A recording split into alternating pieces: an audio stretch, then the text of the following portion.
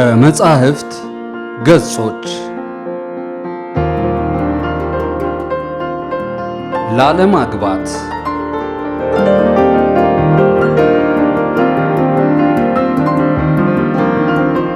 ደራሲ ዮፍታሔ ካሳ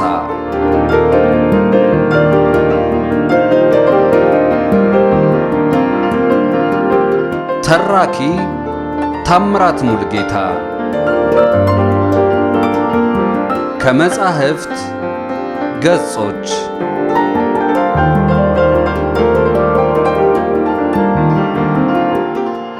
የአራጌ ግሮሰሪ እንደ ወትሮዋ በጠጮች ተሞልታለች። ከአፏ ጀምሮ እስከ ገደቧ። አስፋወሰን ግን ያለ ወትሮ ጸጉሩን አስሬ እያሻሸ ይቆዝማል። ሳይወድ በግድ ተጠፍንጎ ሊያገባ ነው።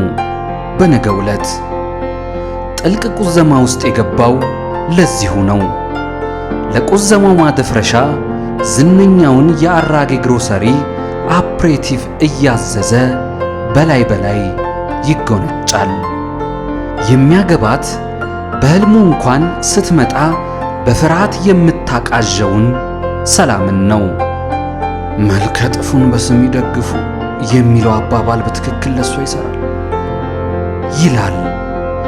ባሰባት ቁጥር ስሟ ሰላም፣ ድርጊቷ በጥብጥ። አስፋወሰን በድንገት እንደ መባተት ብሎ ሰው እንዴት አንድ ሰውን ሳይወድ ሊያገባ ይችላል ሲል አጠገቡ ተቀምጦ የነበረውን ሰው ጠየቀ።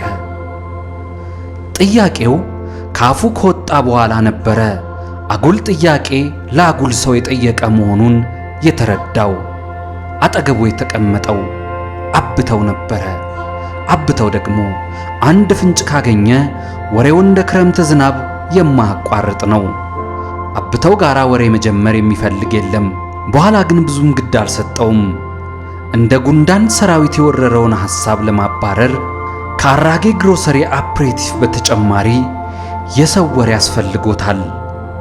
የአብተውም ወሬ ቢሆን አብተው ሰፊ የሆነ የወሬ ርዕስ ይዞ የመጣውን አስፋወሰንን በፍቅርና በአድናቆት ዓይን አየውና አፉን አቀባብሎ የወሬ ተኩሱን ጀመረ። ጋብቻ በፍቅር ብቻ ነው የሚገነባው ያለው ማን ነው? ከመነሻው አዳም ሔዋንን ያገባት አፍቅሯት ነው ብሎ ማለት ብዙ ርቀት አያስኬድም። የምሬን ነው የምልህ። አዳም አማራጭ አልነበረውም። ሔዋን ብቻ ባለችበት ገነት አዳም ሔዋንን ከማግባት ውጪ አማራጭ ነበረው? ፈጽሞ አልነበረውም። አሁንም ጋብቻ በፍቅር ብቻ ሳይሆን አማራጭ በማጣትም ሊከናወን ይችላል። ለምሳሌ እድሜ ሊያልፍ ነው፣ እነከላይ አግብተው እንዴትን ይቀራሉ ምናምን የሚሉ ጉዳዮች ይሆናሉ አማራጭ አልባ የሚያደርጉን። ወይ አያት መሆን የፈለገ ቤተሰብ ወይ ደግሞ አብተው ትንተናውን ቀጥሏል። የአብተው ችግር ይህ ነው። አንዴ ወሬ ከጀመረ የሚያቋርጠው የአፉን ጡንቻ ሲደክመው ወይ ደግሞ የአራጌ ግሮሰሪ ሲዘጋ ብቻ ነው። በዚህ ምክንያት አጠገቡ ተቀምጦ መጠጣት የሚፈልግ ነባር ደንበኛ የለም።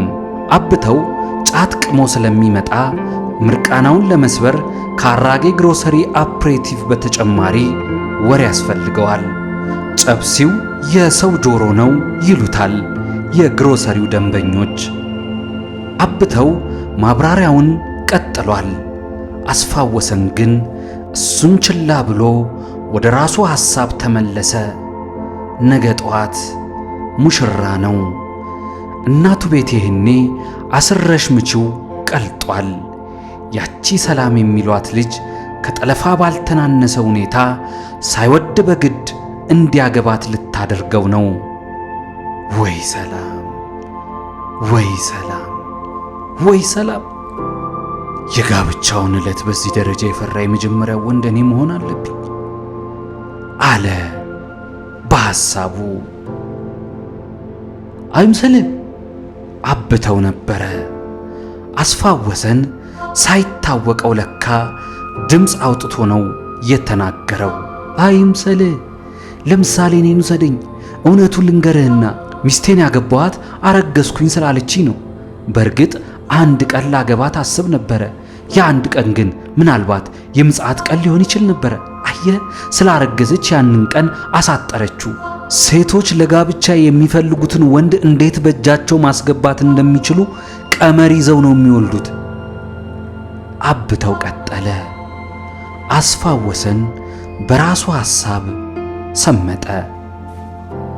በሐሳብ ከጠፋበት ሲመለስ አብተው እያወራ ደረሰ። አማዞን ጫካ ውስጥ ያሉ አንዳንድ ሰዎች ስለ ጋብቻ ያላቸው አመለካከት በጣም ይገርማል። ከምኔው አማዞን ጫካ ውስጥ እንደገባ ገርሞታል። ያብተው ንዝንዝ ትንፋሽ አሳጣው። ቆይ መጸዳጃ ቤት ደርሼ ልምጣ፣ እያወራ ጠብቀኝ ብሎ አስፋወሰን ተነሳ። አብተው በደቂቃ ስንት ቃላት ይተፋ ይሆን? አንገሽግሾታል። አንተ ከሌለ ከማን ጋር ነው የማወራው? አለ አብተው። አስፋወሰን ለሽንት በመሄዱ ያለ ወሬ የሚባክኑት ደቂቃዎች እንዳስከፉት ሁሉ ኮስተር ብሎ አስፋወሰን መልስ ሳይሰጠው ወደ ሽንት ቤቱ ተራመደ። አስፋወሰን ዋሽንቱን እየሸና የሚያስበው ስለ ሰላም ነበረ። ጠልፋ ስለምታገባው ሰላም። ሰላም ረቂቅ ናት። መልከ ጥፉነቷን ሊያስረሳ በሚችል መልኩ ሰዎችን መያዝ የሚያስችል ስብዕና ታድላለች። በተለይ እናቱን እንዴት አድርጋ እንዳጠመደቻቸው ሰይጣን ራሱ አያውቅም። ከእሷ ሌላ ሴት አታሳየኝ ብለውት ቁጭ አሉ። መጀመሪያ የተዋወቁ ጊዜ ብዙ እንደማይዘልቁ እምነት ነበረው። ቢበዛ አንድ ጊዜ አንሶላ ብንጋፈፍ ብሎ ነው የቀረባት። መጀመሪያ ሲጠይቃት አንሶላ ለመጋፈፍ ወዲያው እሺ ስላላለችው እልብጤ ይዞት አብሯት የሚቆይበትን ጊዜ አራዘመው። ቤተሰቦቹን በራሷ ዘዴ ተዋውቃ ከነሱ ጋር መደዋወል ስትጀምር እንኳን አልነቃም። አብረን አንዘልቅም የሚል ጠንካራ እምነት ነበረው። የሆነ ቀን ሚስት ሰላምዬ እንዴት ናት ብላ ጠየቀችው። ታናሽ እህቱ አስደነገጠችው። ሚስት ከት ብሎ መሳቅ አማረው። አንቺ እንዴት ብላ ነው የኔ ሚስት ልትሆን የምትችለው አላት የምር ተናዶ። ሁሉም የሚያወራውን ነው ብላው ሄደች። ሁሉም ማን ነው? ትንሽ ግራ መጋባት ጀመረ። ወይ ሰላምዬ አመለ ደርባባ የሴት እመቤት እንደው ቀልቤ እንዴት እንደሚወዳት አሉት በሌላ ቀን እናቱ። ይሄ ሁሉ ሲሆን ከሰላም ጋር ለአንድ ቀን እንኳን አብረው አልወጡም። እንኳን አብረው መውጣት ይሁንና ይህ ነው የሚባል የፍቅር ወሬ እንኳን አላወሩም። የቤተሰቦቿ ሳያንስ ጓደኞቹንም በሆነ ማግኔት እየሳበች የሷ ቲፎዞ አደረገቻቸው። ሁሉም ስለ እሷ ጥሩነት ይነግሩታል።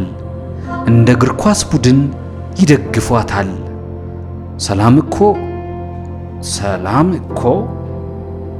ሰላም ማለት ይህቺ ሴትዮ ለኔ ብቻ ያልታየ አብስትራክት ውበት አላት እንዴ? ሊገባው አልቻለም። ሴቶች ጥመውት የማያውቁት የልብ ጓደኛው ዘላለም እንኳን ይህች ልጅ ታመልጥህና ዘላለምህን እንዳዘንክ ትኖራታለህ፣ ይህች ልጅ ታመልጥህና ዘላለምህን እንዳዘንክ ትኖራታለህ ነበር ያለው። በፊት አስፋወሰን አዲስ የተዋወቃትን ልጅ እንዳየ ምን ትመስላለች? አስፍሽ ሙት የምትገርምነ አንተ እኮ የተማርክ ቆንጆና ጥሩ ሥራ ያለነ እኔ ነኝ ያለችዋን ቀሽት መጥበስ እየቻልክ ምንድነው እንዲህ ሞዴላቸው 1960ዎቹ የሆኑ ሴቶችን የምትጠብሰው ነበር የሚለው። ሰላም ላይ ሲደርስ ግን ዋነኛ ቲፎዞ ሆኖ ቁጭ አለ። ትዳርን ፎርሳ በሚል የቲፎዞ ጫጫታ አልሞክረውም የሚለው አቋሙ በየቦታው አጋጨው። የሰላምን የእንጋባ ጥያቄ እምቢ ካለ ቀን ጀምሮ በቤቱ፣ በቢሮው፣ በማኅበራዊ ሕይወቱ ሰላም አጣ። እንደ ሸረሪት ድር ተተብትቦ በሄደበት ሁሉ አላፈናፍን አለችው። ትዳር ስትል ሰነበተች አንድ ሰሞን። በዚህ ምክንያት ተቀያይመው ተለያዩ። ሰኞ ደረሰ። ቢሮ ሲገባ አለቃው ጠሩት። አንተ ሰው መንዘላዘል ቀርቶብህ ሰከን በል እንጂ። የገዛ አለቃው እንዲህ አሉት። ሰላም ከአለቃው ጋር እንዴት እንደተዋወቀች እግዜር ይወቅ። ይህቺ ሴት ገና የገዛ እግሬንና እጄን ታሳምጽብኛለች ማለት ቃቶት ነበረ። ያን ሰሞን በዙሪያው ያሉ ሰዎች በሙሉ በቁጥጥር ስር ውለዋል። በዚህ ከቀጠለች እሱን ለማግኘት የተባበሩት መንግስታት ዋና ጸሐፊን ጭምር ትዕዛዝ እንዲሰጡ ለማድረግ ጥረት ማድረጓ አይቀርም። ስለ ሰላም ስራዬ ብሎ ሲያስብ ነበረ ረቂቅነቷን መረዳት የጀመረው። የምትቀጥረው ሰው በተሰበሰበበት ቦታ ነው። ሆን ብላ ከኔ ጋራ ፍቅር ጀምሯል ብላ በአደባባይ እያስነገረች መሆኑን ያወቀው በኋላ ነው። ስልክ መደወል ስትችል በአካል ቢሮ ድረስ ትመጣለች። ሁሉም እንዲያዩት ሆና እሱን ለማጥመድ አንድ የታወቀ ተመራማሪ ሳትቀጥር አልቀረችም። ወንዶችን የማጥመድ ልዩ ጥበብ በሚል የምርምር የኖቤል ተሸላሚ ሆነ። በዙሪያው ያሉ ሰዎች ጫና ከአቅሙ በላይ ሲሆንበት አንድ ቀን አፉ እንዳመጣለት ለጋብቻ ጥያቄዋ እሺ አላት። እሺታውን ከአፉ ቀልባ ወሰደችው። ሰርጉን በህቡ አደራጀች። እንደ አንድ የደፈጣ ተዋጊ ቡድን አስፋወሰን። እሺ ማለቱን ረስቶታል። ሰርጉ እንዲህ ይፈጥናል ብሎ በታምር አላሰበም። እሱ ሳይሰማ ድግሱን አጧጥፋው ሳምንት ሲቀረው ነገረችው። የሰላም ዘዴ መሆኑን አላጣውም። የቁርጡ ቀን ሲመጣ ሐሳቡን እንደሚለውጥ ጠርጥራለች። ስለዚህ ለድግስ ብዙ ወጪ ካወጣ በኋላ እምቢ ቢል የሚመጣበትን ኪሳራ አስልታ ነው ወጥመድ የዘረጋችለት። ሳምንት ለቀረው ጋብቻ ማድረግ የሚችለው ብዙ ነገር አልነበረም። በግ የሆነ መሰለው፣ ለእርድ ወደ ቄራ የሚነዳ በግ። አቤት ተንኮል! መጸዳጃ ቤት ቁጭ እንዳለ ማልቀስ ፈለገ። አሁን እኔ አገባሁ ነው ተጠለፍኩ ነው የሚባለው? የሰላም መልክና አጠቃላይ ሁኔታ ደጋግሞ እየመጣበት አስበረገገው። ስለ ሰላም ሲያስብ ዘርዘር ካሉ ጥርሶቿና ተለቅ ካለው የራሷ ቅል በላይ ፈጽሞ የማይወደው ቦርጯን ነው። ቦርጭሽን ፈልገሽው ነው? ምን ያደርግልሻል ብሏታል አንድ ቀን። ልጃገረድ ስለሆንኩ እኮ ነው፣ ባልሳገባ ይጠፋል አለችው ኮስተር ብላ። ልጃገረድነትና ቦርጭ ከባል ማግባት ጋር ምን እንደሚያገናኘው ሰላም ታውቃለች። ጥያቄውን አልገፋበትም፣ እንዳይጣሉ ፈርቶ። አንድ ሁለት ቀን ቢጣሉ ሕይወቱ ምስቅልቅሏ እንደምትወጣ ያውቃል። እህቶቹ ልብሱን ማሰናዳት፣ ቁርሱን ማቅረብ ይተዋሉ። ጓደኞቹ ይገረምሙታል። እናቱ እምባ አውጥተው ያለቅሳሉ። በዚህ ከሚያውቃቸው ሴቶች ሁሉ በተለያየ አቀራረቧ ሳይወድ በግዱ በእጇ ልታስገባው እንደሆነ ሲያስብ ብስክስክ አለ። ሌሎች በስጋቸው ነው ሊያጠምዱት የሞከሩት። አምረው ደምቀው ተኳኩለው ልቡን ለማግኘት እሷ ግን እንደ አንድ የጦር መኮንን አስልታ ነው ወፏን ለመያዝ ላባዋን መንቀል ወይም አሳውን ለመግደል ውሃውን ማድረቅ አይነት ስልት። ከመጸዳጃ ቤቱ ሲወጣ አብተው በጉጉት ሲጠብቀው አየ። አፉን በአፕሬቲቭ ተጉሞጥምጦ ወሬ ለመተኮስ ሲሰናዳ ተመለከተው። ሰው እንዴት ለወሬ እንደዚህ ይጓጓል? የወሬ መጋኛ ምናምን አብተውን ሳያጠናግረው አልቀረም። በጣም አበዛው። ጆሮዬን በነገር ሊተረትረው ፈለገ እንዴ? ሄዶ ጆሮ ይከራይ ከፈለገ አለና ቀሪ ሂሳቡን ከፍሎ ወደ ውጭ ወጣ። መሽቶ ነበር። ሰዓቱን ሲያይ ከምሽቱ 4 ሰዓት ይላል። ለምን እንደሆነ እንጃ ወደ ቤት መሄድ አስጠላው። ቅድም ከቤት ሲወጣ የሰማው የሰርግ ዘፈን ትዝ ብሎት ሳይሆን አይቀርም። ወግ ነው ሲዳሩ ማልቀስ፣ ሆበል ሰርገኛ እንዳትመለስ የሚል ስንኝ ያለው። በነገው ዕለት ለመጀመሪያ ጊዜ ወንድ ልጅ ሲዳር ያለቅሳል አለና በራሱ ሐሳብ ሳቅ አለ። ወደ ቤት መሄድ አልፈለገም። ለነገ ብቻ ከመኖር ወደ አለመኖር ቢዘዋወር ወደደ። እልም ጥፍት ቢል ዝም ብሎ ተነስቶ ወደ አንዱ አገር ጥፍት። ይሄ ሊሆን አይችልም። እናቱ እውነቱን ያወቁ ዕለት ይቀየሙታል። ሰርጉን ጥሎ ሸሸ፣ ሰርጉን ጥሎ ሸሸ፣ ሰርጉን ጥሎ ሸሸ ተብሎ የብዙ ሐሜቶች ማሟሻ መሆኑን አልፈለገውም። አውቆ ያደረገው የማይመስል ነገር ለጊዜው የሚሰውር ዕፀ መሰውር። ይቺ መንፈስ የሆነች ልጅ በጭንቅላት በልጣ ልትጠልፈኝ ስትል እንዴት ከዚህ ጠለፋ ማምለጥ የሚያስችል ዕቅድ መንደፍ ይቸግረኛል። በአፕሬቲቭ በለሰለሰ ሕሊናው ከነገ ትዳር የሚያመልጥበትን ሴራ ማውጠንጠን ጀመረ። አስፍሽ አንድ መላ ራሱ ላይ ጮኸ። አብተው ፊቱ ላይ ድቅና አለበት። በአብተው በኩል ከትዳሩ የሚያመልጥበት መንገድ ያየ መሰለው። በሐሳቡ ፈገግ እያለ ወደ ግሮሰሪው ተንደርድሮ ገባ። አብተው የአስፋው ወሰንን በድጋሚ መምጣት ያመናል መሰለም። እንዳየው በደማቅ ፈገግታ ተቀበለው። ወሬያችንን ሳንጨርስ እንዴት ይሄዳል ብዬ ቅር ብሎኝ ነበረ አለ አብተው። ያንተ ወሬ አልቅምና እዚሁ ልደርልህ አለ አስፋው ወሰን ኮስተር ብሎ። እንደዛ ማለቴ ሳይሆን አለ አብተው። የአስፋው ወሰን መኮሳተር ግራ አጋብቶት ፈራ ተባ እያለ።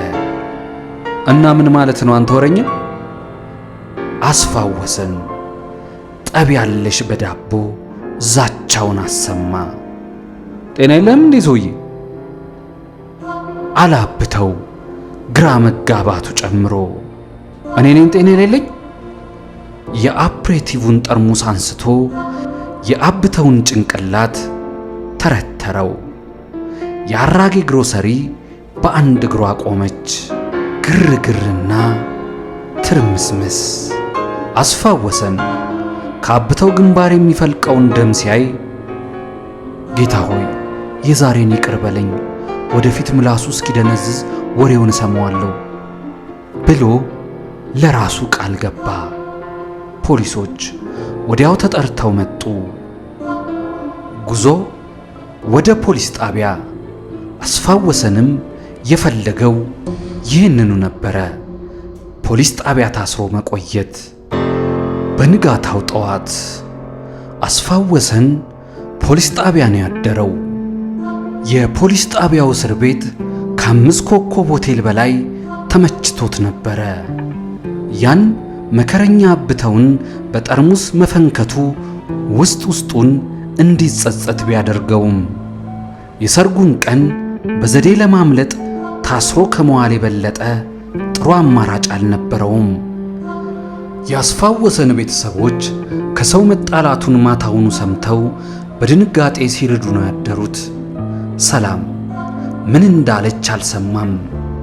ሰራውላት እያለ 10 ጊዜ ፈገግ ይላል። ወደ ረፋዱ አካባቢ ስሙ ተጠርቶ ሲወጣ ጠያቂ እንደመጣ ገመተ። ግምቱ ትክክል ነበረ። ሰላም ከጣቢያው አዛዥ ጋር ቆማ ስታወራ አያት። አመዱ በድንጋጤ ቡና አለ። ይህቺ መንፈስ የሆነች ሴት ምን እያደረገች ነው? ወደ እስር ቤቱ ኮቴውን አጥፍቶ ለመመለስ እያመነታ ሳለ የጣቢያው አዛዥ በእጅ ምልክት ጠሩት። ሁለቱም ወዳሉበት ሄዶ ቆመ። እሺ እንዴት ነው? ሰላም አደርክ? መቼስ አለና አስፋወሰን ሁለቱንም ጨበጣቸው።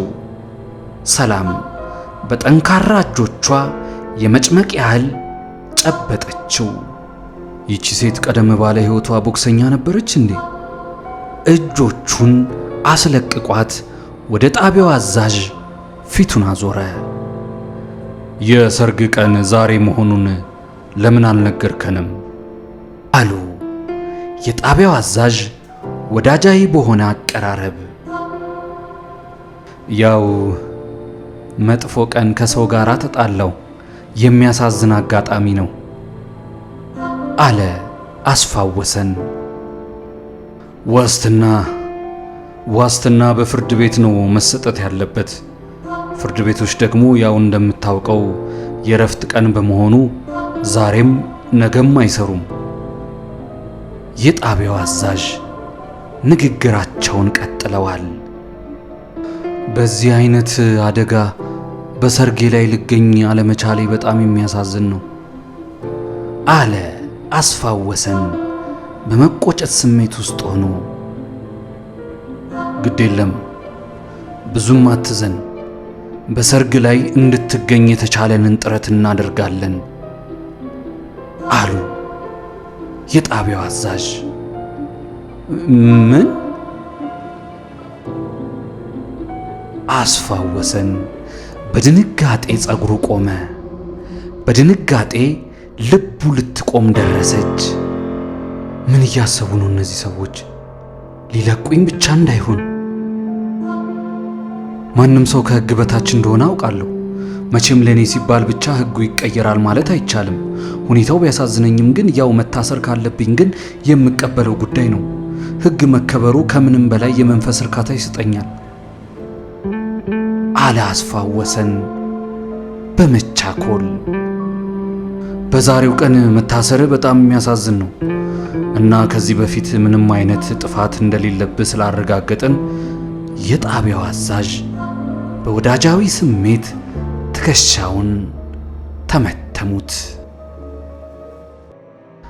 አስፋወሰን መጮህ አማረው። እነዚህን ሰዎች ደግሞ ምን አቀመሰቻቸው? አይኑ እያየ በፍጹም መፈታት የለበትም። እኔ እንደ አንድ ሕግ አክባሪ ዜጋ የሕግ ልዕልና ሲከበር ከማንም በላይ ደስተኛ ያደርገኛል እና ታስሬ ብቆይ ከዚያ አንጻር ተገቢ ነው። እርግጥ በሰርጌ ቀን መታሰሬ ቢያሳዝነኝም ማለቴ ነው። ሆኖም ያው ሕግ ነው። አስፋወሰን ተንተባተበ። ግድ የለም መታሰርህንም ይሁን መፈታትህን አንተ አይደለህም የምትወስነው። ፈገግ አሉ የጣቢያው አዛዥ። ዛሬ ሙሽራ መሆንህን ስላወቅን በፖሊስ አጀብ ጋብቻህን ፈጽመህ እዚህ መጥተህ እንድታድር እናደርጋለን። እድሜ ለሷ በል፣ ወርቅ የሆነች ሚስት አድሎሃል። ወደ ቢሮአቸው አመሩ። አስፋወሰን መጮህ ፈለገ፣ መሮጥ ፈለገ። ከመሬት መንደባለል ፈለገ፣ ማረግም ፈለገ። ሁሉንም ቢያደርግ ግን ከጋብቻው ማምለጥ እንደማይችል አውቆታል። ውይ የሚል ደካማ ድምፅ ብቻ አመለጠችው። ሰላም በድል አድራጊነት አየችው። አንድ የጦር መሪ ከድል በኋላ በሚያሳየው ፈገግታ ታጅባ እጇን ዘርግታ ክንዱን ያዘችው። በድል አድራጊነት እየመራችው ከፖሊስ ጣቢያ ወጡ። ዘሎ ከከባድ መኪና ጎማ ውስጥ መግባት ፈለገ። ከሆነ ድልድይ ላይ ቁልቁል መምዘግዘግ፣ እግሮቹ ግን ሰላምን እየተከተሏት ነበረ።